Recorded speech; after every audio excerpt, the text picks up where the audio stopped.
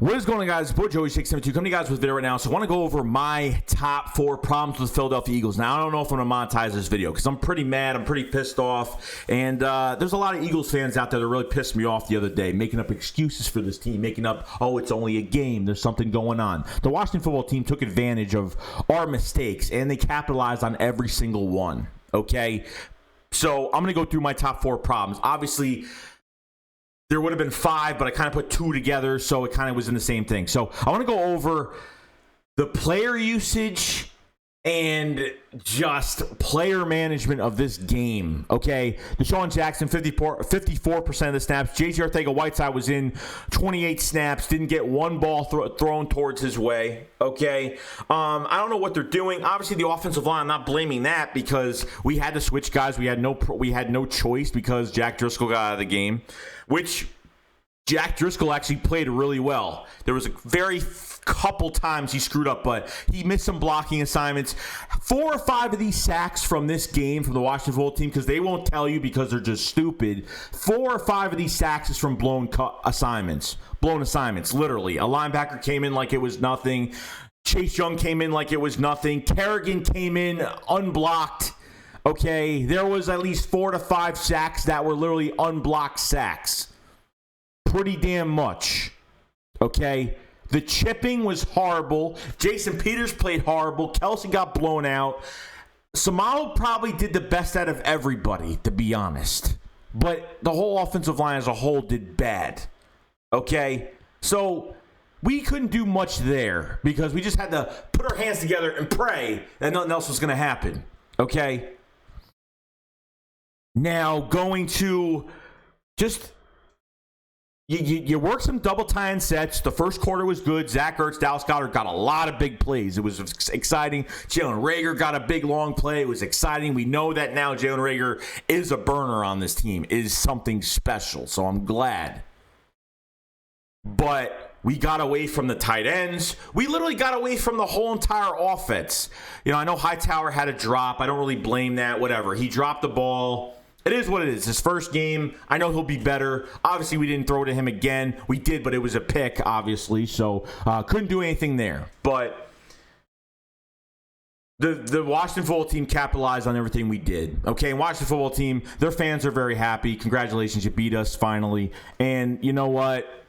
They have a reason to be happy. But you know what? The Washington football team did not beat us flat out going downfield. They beat us on our mistakes, and that was it. Because the Washington football team this year, they have a good defensive line, but their offense is really bad. Their offense is not good. They got no running backs. They have no run game. Haskins missed a lot. He can't put the ball in small windows. Our secondary, our defense really made me proud yesterday. Really did. And don't say, oh, well, they didn't capitalize on our turnovers and they went on defense. Well, what do you expect them to do? They're tired. They're gassed. They're out there the whole entire game pretty much because he's 3 and out, 3 and out, 3 and out. Pick. You know what I mean? Darius Slay, I thought that secondary was awesome. We would have got beat a lot more if we had last year's secondary or the past few years.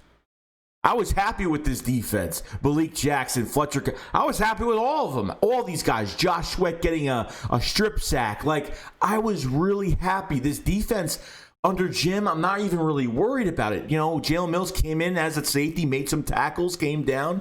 He did a good job. I thought this defense actually played really well. The secondary was like, wow, we actually have corners. We have above average players on this defense. Then I go to this offense. I'm like, oh my God. Which the next thing I'm going to talk about is the predicted plays. The predicted plays. Doug, I don't know what this new offense, Doug calling the plays. Doug can't call plays for shit. He can't call any plays. 3rd and 2, you're lobbing a ball to Deshaun Jackson deep on 3rd and 2. Why? Predicted plays, guys.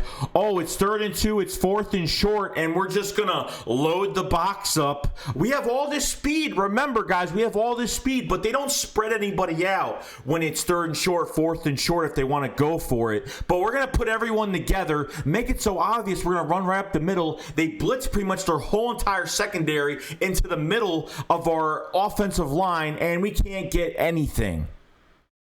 We do a QB sneak from like 3 yards out to get a first down, which I was really kind of like, what was that about? But obviously we got it. We're making it too obvious. We're exploiting our deep threats too obvious. And then Carson's just throwing balls like he's just throwing them deep and they're not even near Deshaun. Deshaun was pissed. Okay? There was a lot going on in this game. But I saw tight end screens. Like, why are we doing tight end screens again? Like, why don't we use a guy that's fast for tight end screens? Why don't you have someone kind of like go in the backfield, kind of go on like a little, kind of get some momentum with his feet and then throw to him and maybe make something happen. But tight end screens, again, like, why? And then another thing, I'm like, we're pulling guards. Like, we can't even hold these blocks, and we're pulling guards. And then we're doing play action. Why we're doing play action? You're better off. You're better off just sitting there in shotgun at this point of the game, because why are you doing play action? Like, you're gonna fool them, and it's so slow motion. It makes me sick. It makes me sick to my stomach. And Doug's like, it's on me.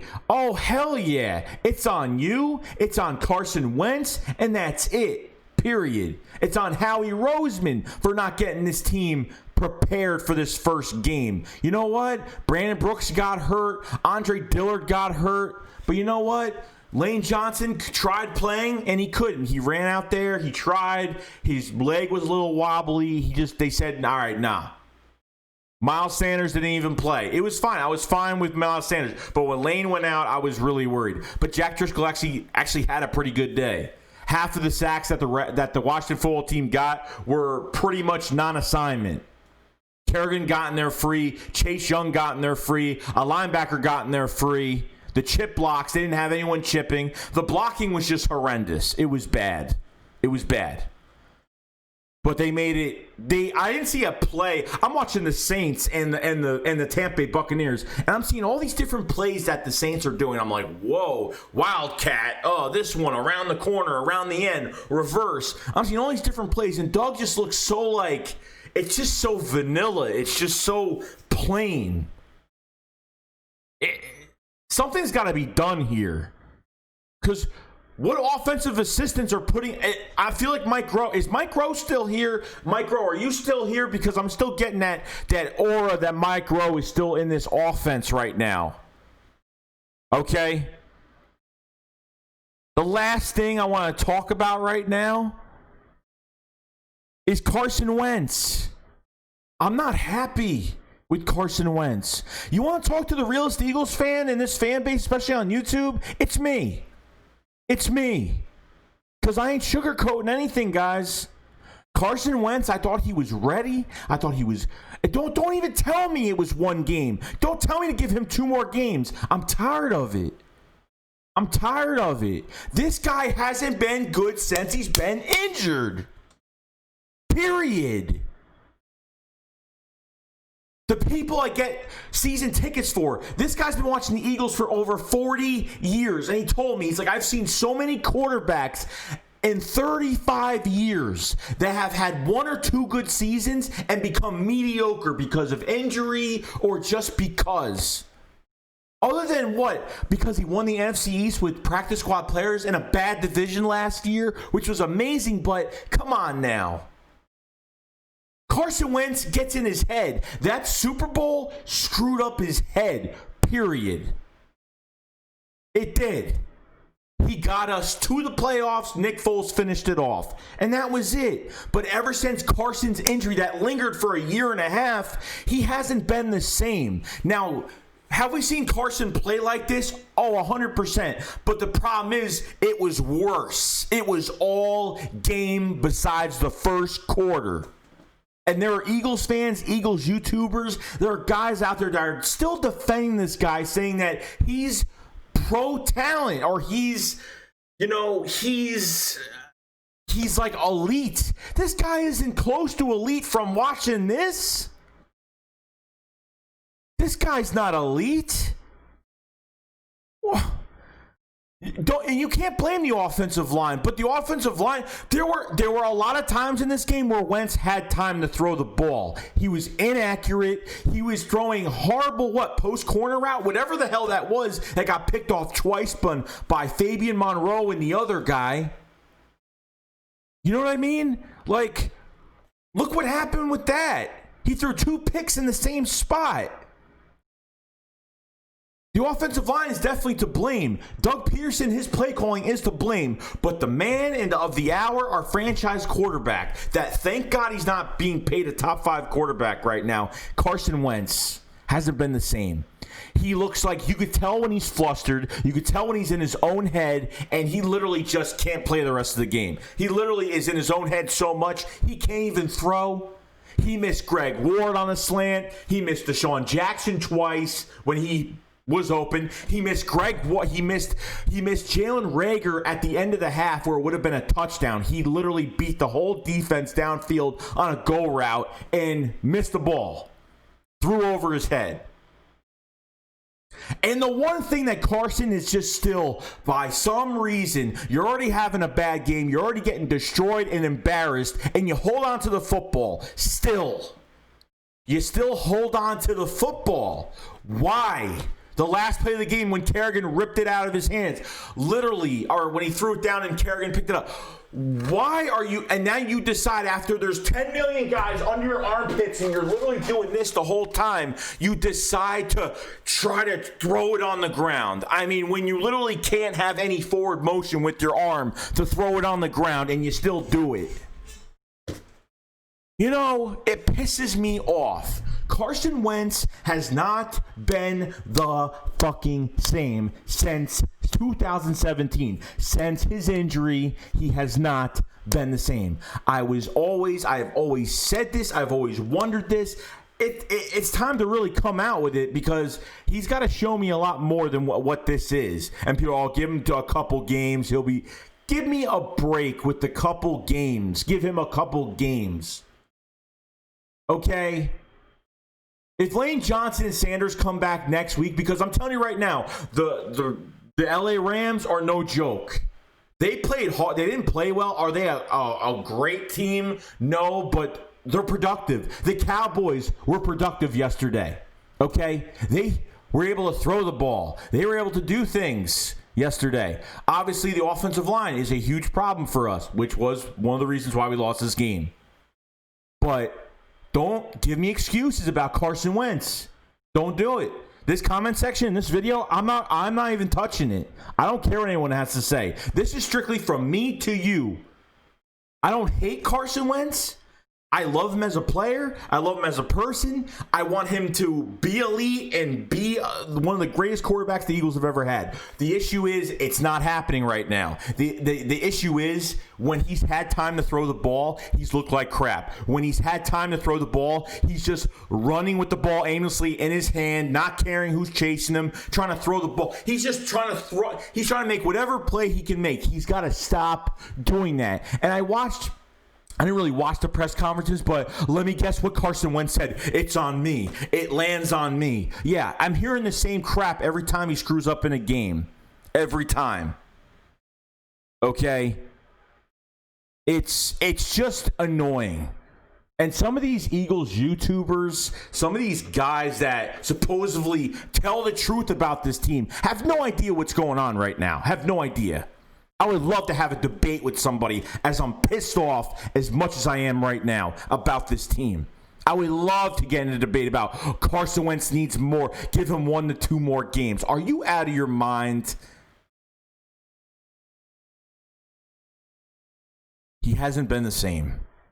And half of you guys haven't seen it. I'm trying to believe that he's going to do better, but guys, Jesus. With protection? So what if next game we figure out this offensive line has protection and he literally blows the game himself? Okay? Are we going to pick up another excuse that he didn't do well? Because I'm telling you right now, you have Aaron Donald next week. Okay? You have Leonard Floyd on the edge. You have Aaron Donald next week that molested the Cowboys offensive line yesterday. Okay? We pretty much looked better than one team this week, probably the Browns, or as bad as the Browns this week. And for a team that's been together the past few years, like, there's not a lot of different players on this team. There's some guys here and there, but for a team that's been together for a while, you would think that we have our crap together. You would think that we wouldn't play this bad, but we played this bad. I don't want to hear it, okay? I'm done hearing the excuses. I'm done. Like it or not. If you respect me as a YouTuber, in my opinion, I listen to your opinions. I comment on your opinions. So if you can't respect mine, I don't know what to tell you. Because I am sick and tired of everyone giving... I used to give this guy excuses 2 years ago. I gave him excuses 2 years ago. I'll tell you the truth. And I just wanted to believe and to believe and to believe. But there just comes a time...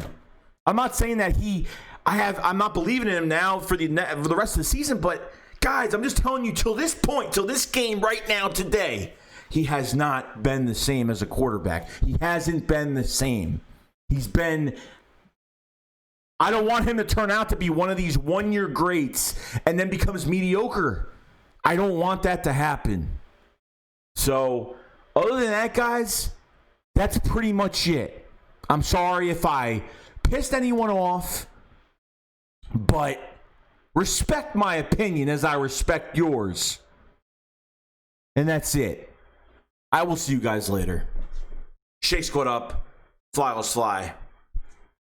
Love you guys. Peace out. Peace.